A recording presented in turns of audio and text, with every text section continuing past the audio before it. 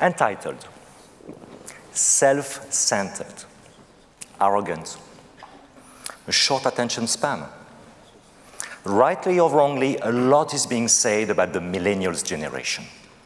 So, what if your creative director was 25 years old?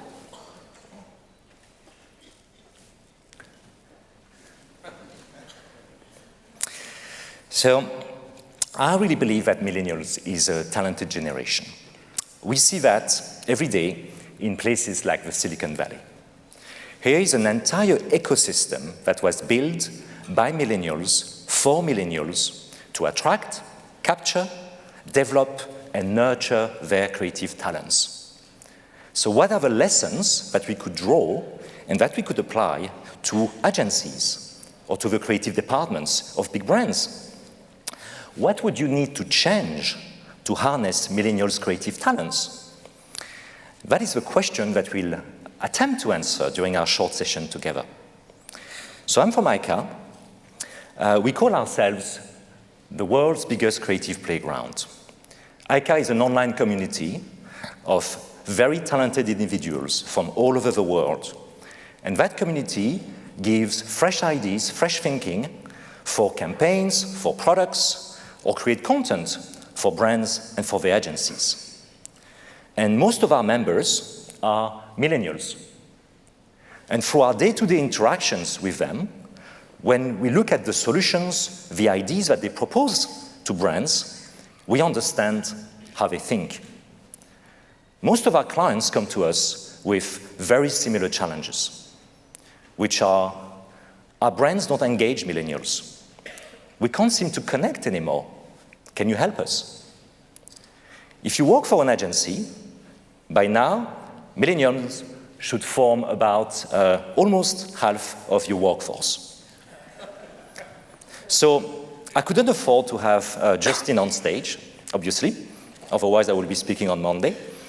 But I have with me Nirina and Charlie, 23 and 27 years old. In case you wonder, that's 25 years on average. And we're going to have an open, very candid discussion about what they would want to change in the industry, in marketing. Before that, we're going to watch a short movie that shows what millennials are up to when brands challenge them to create.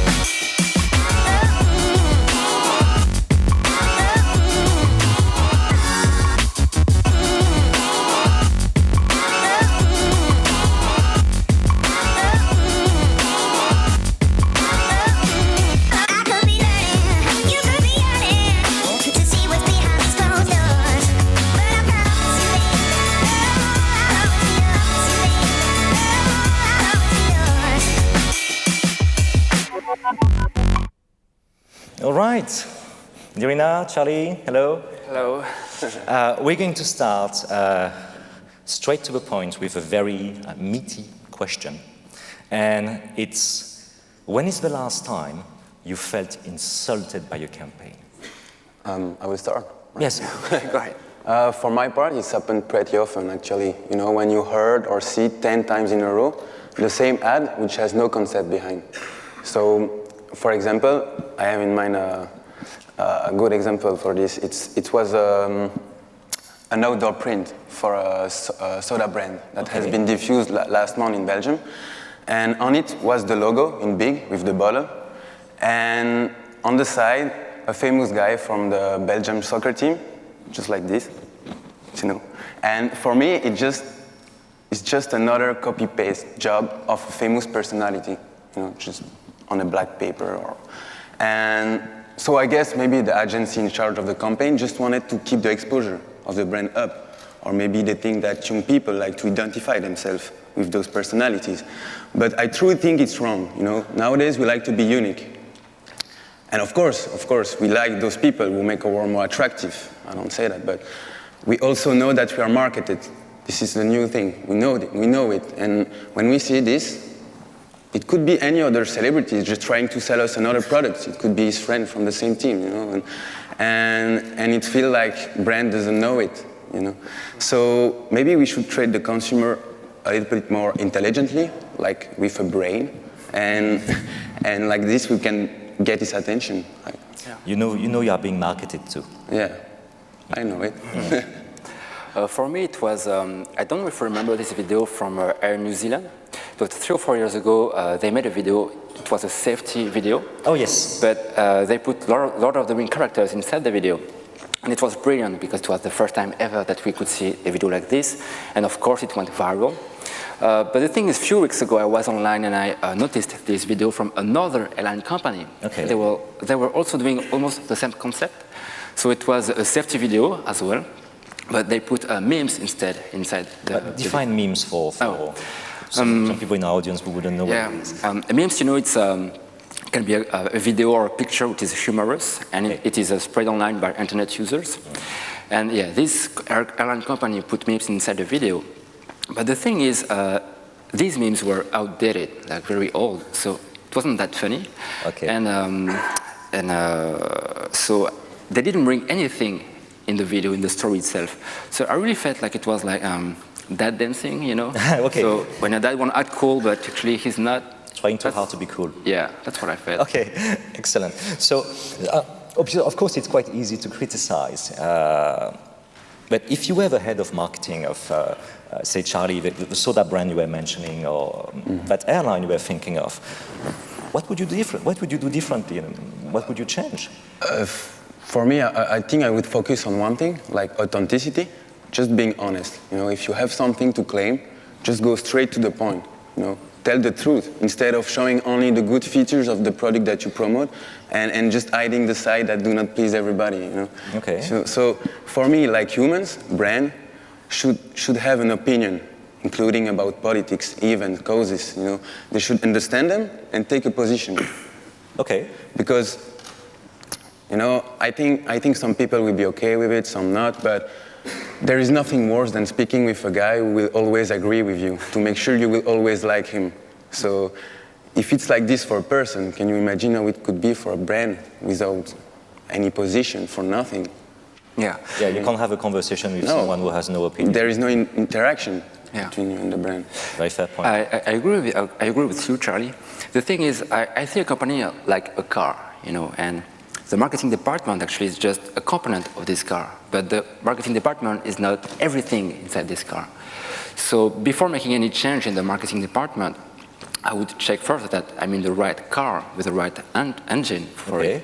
So I would need to check maybe the vision of the CEO or what is the culture of this company to make sure that all these components, like we have a good production, we have a good product, or we are targeting the right consumer. These basics are okay. Otherwise, I think my job will be useless. So I think first I will need to check the vision of the CEO, or I will need to be the CEO myself. Okay. Ambitious. We were talking about authenticity and having opinions as well. I think it's a very interesting point because a lot of the challenges for brands is to attract, you know, followers on social media and have conversation with them. So what would make you follow a brand on social media? For example, Nirina. Yeah, personally, I don't really like to follow brands online, but I prefer to follow people behind brands. There's a slight difference because, you know, when you follow a person, I think it's way more personal. So, and that's what I'm looking for, actually. I'm looking for, I would like to talk to a person, not a logo. Okay. Yeah, I think I join you on that point because another example for me of a brand that do things right to reach young people, it's Crunch cereals. You know, they made like on their fan page, if you have a smartphone, you can go for a quick check. You can feel that there is someone behind the fan page. You can feel this. You can. I mean, person. Yeah, person it's a person. You are speaking to a friend or someone, and on this page they use humor a lot, because they know that young people are always in search of the humorous side of things. We are always seeking the newest video or the funniest post to share that our friend will like and will share again, and the one we are proud to show. So. That's the point. They choose a position to communicate. They communicate too young, and sometimes some people will disagree, like parents. Sometimes they make fun of parents, but they don't care. They choose a way, So this is kind of the authenticity that I was talking about. They have an opinion, and then they stand for it. Yeah, of course. No matter what. That's why I'm liking the fan page. There is a lot of talks about, if I were a brand, if I were a marketer, I could go straight to Facebook, for example, or to YouTube, and just bypass agencies completely. And that really, begs the question about whether today do we still need agencies? And don't forget that you are in Cannes Lions. So be careful about what you say. That's right. It's kind of a tricky question, but like you said, nowadays, how many people do we need to do a TV commercial? Like maybe 25, 50, 100, depend on the brand, and so.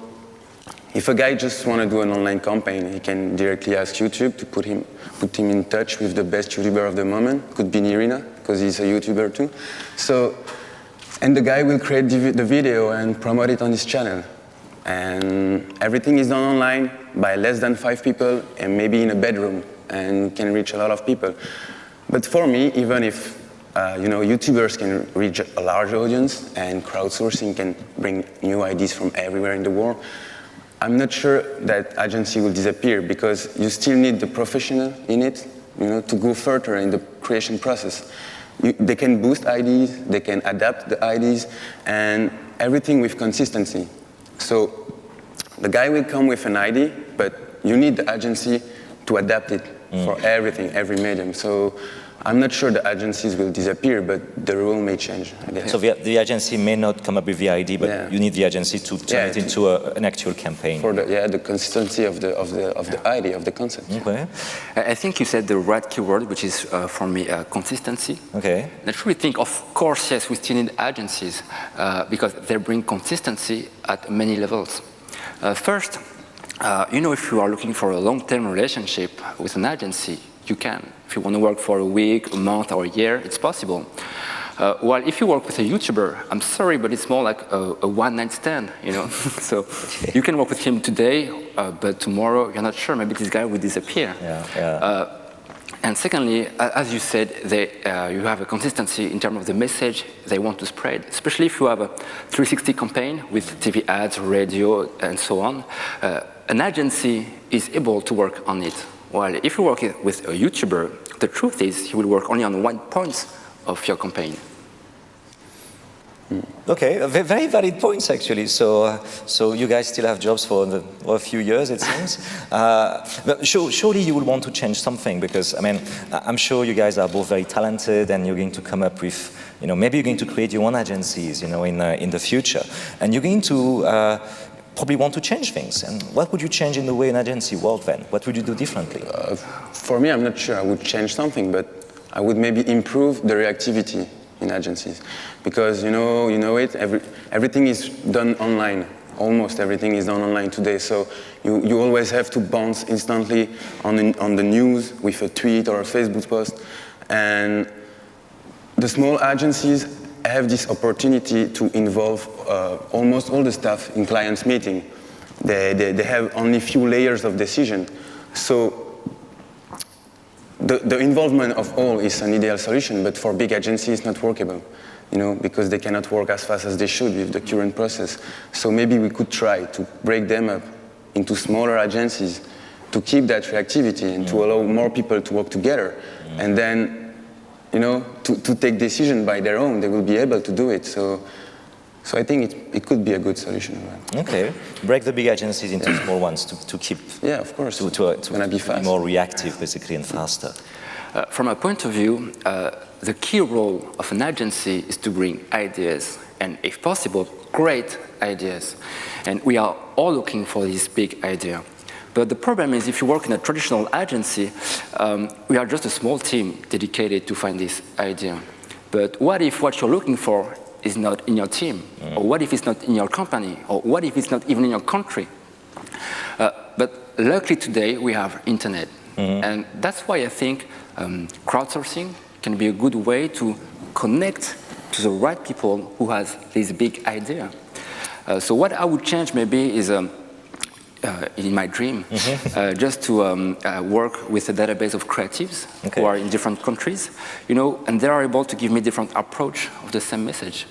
That's what I would like to try. Okay, so break big agencies into small ones to be reactive, and then open up the model to creatives, creators, worldwide. Okay, that sounds like a good recipe. One last question, if we can answer that one quickly. If you set up your agency, as I'm sure you will do, you're going to face the same problems that agencies are facing today, which is, how do I recruit young talents like yours?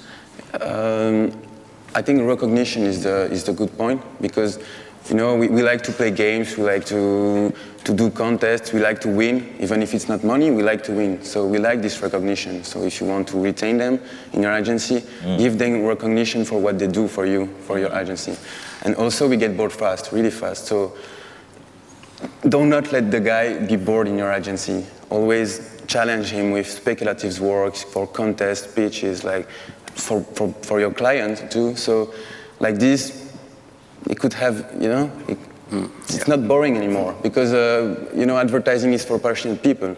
So nobody wants a boring passion, right? Yeah. I think I would give more freedom to the employees, like Google. In the past, that's what they were doing.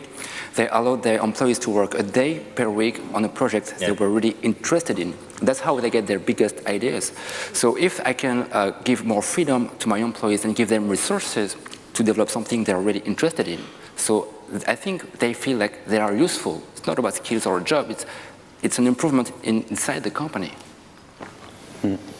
If I can wrap that up basically in a few key takeaways for our audience here, I will say that if you want to attract millennials and inspire them basically to make their dent in the universe with your company, clearly you have to inspire them.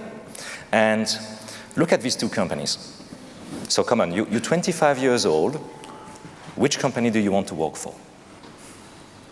And you need a strong purpose. It's not about what you do, but it's why you do it that is going to inspire and move a crowd to follow you. Here's another nice one. To allow everyone to capture, preserve, and share moments. Who could that be? Well, it could have been a company like Eastman Kodak. I told you we're going to talk about entrepreneurs and tech startups. And George Eastman was a true entrepreneur. He was a disruptor. He had a crazy idea. He wanted to make photography available and affordable to all. So he invented roll film. And in 88, that's 1888, he founded the Eastman Kodak Company. So, of course, when you work for a billion-dollar brand or for a big network agency, what is success? In general, success is not screwing things up. But when you are a millennial, you want to change things. You want to be a founder. You want to be an entrepreneur. You don't want to be a caretaker. So, of course, you can't be expected to behave like a startup because you're too big. There's too much at stake. That's very clear. However, you can still find the values, the drive, the desire to change things that your original founders had. And you can instill these values back into your staff, especially the younger one. That will inspire them, empower them to do their best in your company for the greater good. Now, we all know what happened to Eastman Kodak. In the 80s, it was market leader in roll film. And in January 2012, it filed for Chapter 11, bankruptcy protection. What happened? Well, Kodak saw itself as a chemical and manufacturing company. not a company whose purpose is to allow people to capture, preserve, and share moments. Clearly, they lost the drive, the desire to reinvent things that the founder had. And young people at Kodak, they probably were not empowered to have any meaningful impact because, they saw the change coming. So you really need that intelligent naivety. The questions that no one is asking anymore. That iconoclastic approach that young people bring. Because you need that to help you reinvent yourself. If you don't reinvent yourself, you will be forced to change. And as you can see, it's bloody painful. And a lot of my clients come to me and say, well, I'm making cosmetics, I'm making food, I'm making shampoo, I'm okay. It's not going to be digitized anytime soon. But look, this is the first 3D printer that prints food. And a few models are going to be released on the market this year. How long do you think it's going to be before I have one in my kitchen, one in my bathroom, and when I want to get shampoo, I will print it on demand based on my profile, based on my mood, based on the occasion, and I will get a kit with raw ingredients delivered to my door on a subscription basis. So the company that's going to disrupt you is not your arch rival. It's that below-the-radar startup, probably set up by millennials. So to make the most of that intelligent naivety, native technology understanding, you have to let talent flow within the organization. Organize teams, set up teams which are based on competences as opposed to job titles.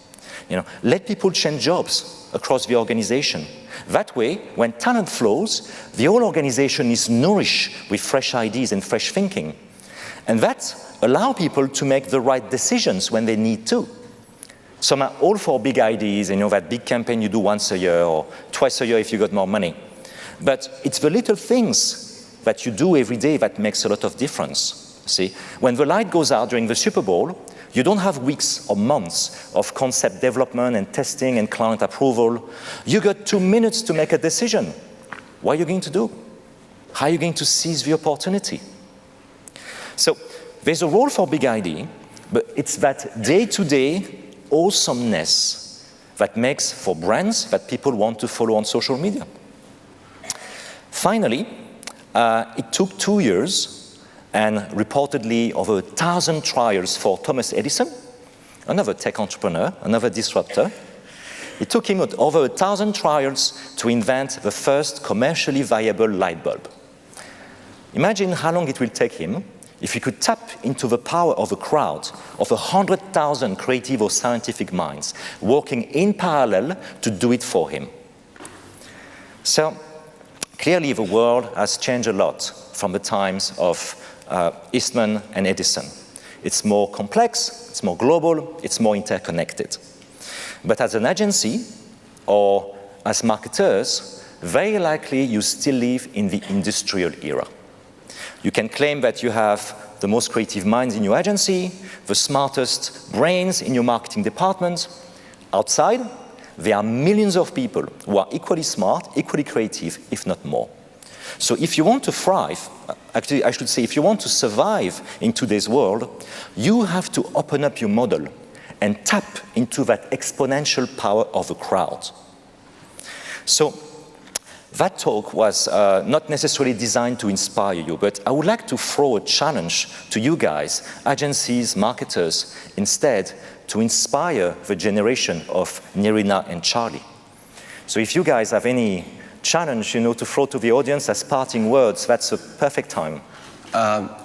For my part, I think I would join or at least work with a brand or an agency that take a position about what's happening in our world, that have its own opinion. Like a brand or an agency that does not take the consumer as brainless and who communicate with the consumer and not to the consumer. I think in the past, big brands or big ads would inspire people. But I think today it's the opposite. So big brands and big ads are inspired by people. So I would suggest to you as well to be inspired by people. On their very wise words, very hard to top that, I would just say, if you open up your mind, think about opening up your model as well. Thank you, and have a lovely day on that last day in Cannes. Thank you. Thank you.